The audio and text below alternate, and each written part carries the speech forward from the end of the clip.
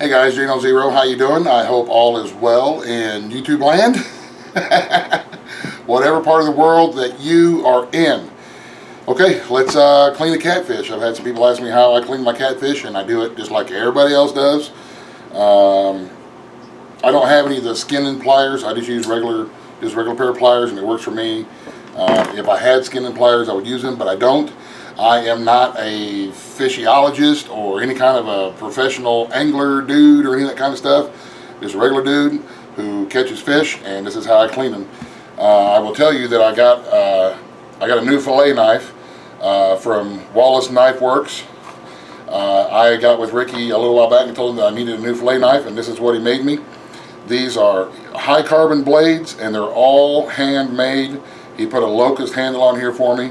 The thing is crazy sharp, and they're easy to keep sharp, and they're easy to resharpen when they go dull, which is not very often. So I will leave a link to Ricky's YouTube page so that you can go and watch him when he makes knives and when he's fishing, and send him a message. And I'll leave a link to his Facebook page to where you can order a knife if you're interested. I believe he charges $50 for the fillet knives, but if you say Jay Null sent you, he'll give you $5 off, and you'll get a handmade, super sharp, easy to maintain fillet knife for 45 bucks. I mean, are you kidding me? Oh, this is my other new little Skinner knife too that he made me. Crown Stag. Look, that's a beautiful, beautiful knife. This is my little small Skinner for rabbits and squirrels and whatnot. But anyway, check them out and get yourself a handmade knife. Very reasonable. These are $25, man. Antler handle, handmade knives, high carbon blade. He's a good dude. He is a really, really good dude. All right. First thing that I do is I usually will clean mine standing up like this because the catfish have got these the barb fins on the side and it keeps it from rolling. So I just make a cut right around like this, all the way down to the side. And the first thing that I do is take off the skin. And like I said, I just use regular pliers for this. I don't have the skin and pliers, but regular pliers usually work just fine for me. And we discard the skin.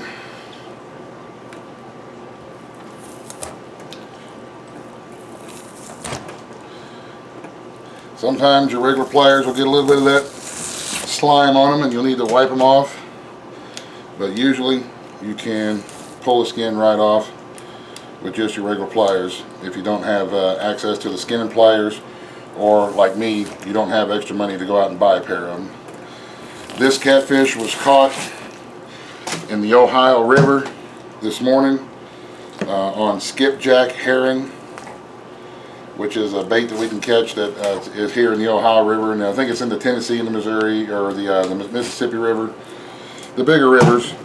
And one of these days we'll go out and show you how we catch them to get, you know, catching bait that we use to catch these catfish. This catfish is not a real big catfish. He's 24 inches, and I guess he's probably maybe 4 pounds, maybe 5 pounds, so something like that. Now I just make sure that I've got my cut on the side here like this, down, and I'll just fillet him out right down the backbone, just like everybody else, staying against the backbone. Catfish are going to have a little plate right there by their dorsal fin. Just follow that backbone right around. And I am not no expert filleter, and I'm not even really any good at it, but this is how I get the meat off of our catfish. And then I just take my fingers, kind of pry it open a little bit, down to the rib cage, and then I just follow this backbone all the way down. A lot of dudes will go ahead and push their knife through and go through like that, but I am not quite that good. So I do mine slow to make sure that I get as much as I can off of it, because you don't get any more meat if you go fast. And a lot of times you'll end up cutting your fingers or wasting a little bit of the meat if you leave it on there. And like I said, I'm not into catching anything to waste it. And then once you have your cut going, you can just keep following that backbone and that rib cage all the way down to the tail, just like so.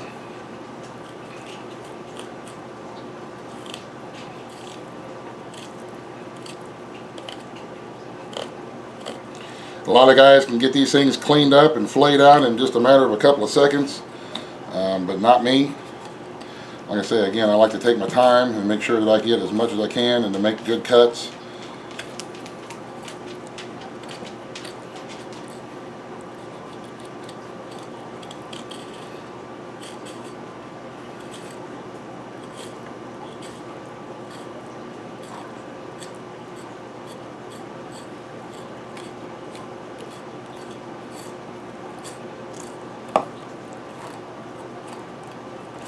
And get down to the bottom where the fin section is, and like I say, I can just take and run my knife right along that bottom section like that.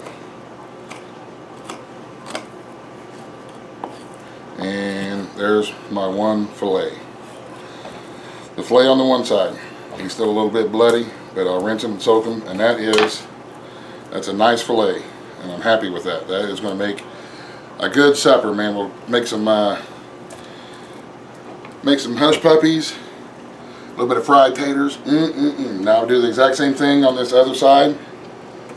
On the bigger catfish, up here, on the larger catfish, up here along the cheeks and so on, there'll be a chunk of meat that runs right along the back of the head. The smaller ones like this, a lot of times it's not going to be worth it. You may get a little bit of a nugget, and I probably will at some point. And then also the belly meat, a lot of guys will go ahead and pull the belly meat off. And I might as well, but it looks like there's going to be a little bit on this one. But on the smaller fish, a lot of times we don't mess with it because there's just not enough there on these smaller ones to get a whole decent amount of. So again, we just do this on the back side the same way that we did it on the first side. And like I said, I'm not an expert. I'm not any kind of professional, and I'm not in a hurry. This isn't a fast way to do it. This is just how I do it. And there's that old saying, if you don't like how I do it, there's always another way, which is your way. So find the way that works best for you,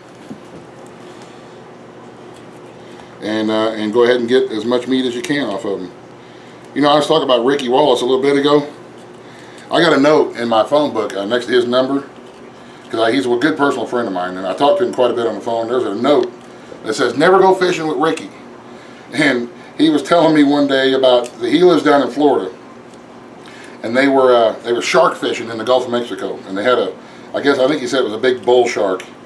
I said, you guys catching sharks and dragging them in? He's like, oh yeah. He says, we'll bring them in close to the shore, and then somebody will, we'll get them in waist deep or knee deep water, and then somebody will go out there and tie a rope around his tail and drag them in. And I said, you're getting into knee deep water with a shark? He's like, yeah. He goes, they ain't gonna do nothing. I'm like, yeah, they will. It's a shark. It'll bite your damn leg off, you crazy bastard. So anyway, that's why my note says, never go fishing with Ricky, especially in Florida, because I am not going to get into knee-deep water with a shark, because I do not plan on becoming a shark turd anytime soon, or having bits and pieces of my bodies become shark poo. That's just crazy talk to me. I mean, we do some crazy stuff up here in the hills, but we don't get in knee-deep water with sharks, and stuff like that. So anyway, guys, like I said, this is not a very tedious process. It just takes a little bit of work, a little bit of time to get at it and get your fillets off of it. And again, I'll mention the disclaimer, I am not an expert dude, by no means. I'm just a dude who likes to eat fish. And so we go out and catch fish, and this is how we get the meat off of our catfish. And it's kind of the same for most fish out there. I mean, you can get good fillets off of just about anything. The other day when I filleted that buffalo, when we made the video about eating the buffalo carp, this is how I filleted him, the same way. I like standing them up like this. For me, it's a lot easier than trying to have my knife go sideways and everything, because I'm not real good at it. I'm not an expert, and I'm not a professional dude or any of that kind of stuff. This is how I can get it done and get the most bang for my buck, so to speak. I think I'm on that fin right there now. Yep, there's that fin bone. Alright. So there we have it. There's our two catfish fillets. There's some nice looking fillets, man. I am really happy with this fish. I might try to get the belly off of it here in a minute. And to do that, you just follow your ribs around and get that belly meat off of there. But I don't know if you guys notice how sharp this knife is. But this thing is really sharp, and I really like it. So if you fillet a lot of fish and you hunt and you trap and you're skinning stuff, give Ricky a message and grab yourself a knife. A good knife will save you a lot of work and a lot of trouble. Well, here's that fin bone again. There we go. Pull the skin off of the belly meat. But I'm not going to make myself look like an idiot on camera trying to pull the skin off the belly meat. But this is the belly meat right here anyway. The inside skin will pull off just like the outside skin does. And then you've got another chunk of meat right there. And with this fish, it's not real big. So I'm not going to get the cheek meat. But normally there's going to be a nice good chunk. If you have a big fish, it'll be a nice big chunk of meat right up here that you can get to as well. It'll be like a big nugget. And you would get that the same way. You would just skin that. Just skin that piece out like you would anything else. Right along the backbone, and you can see where the meat chunks are. Right along the side there.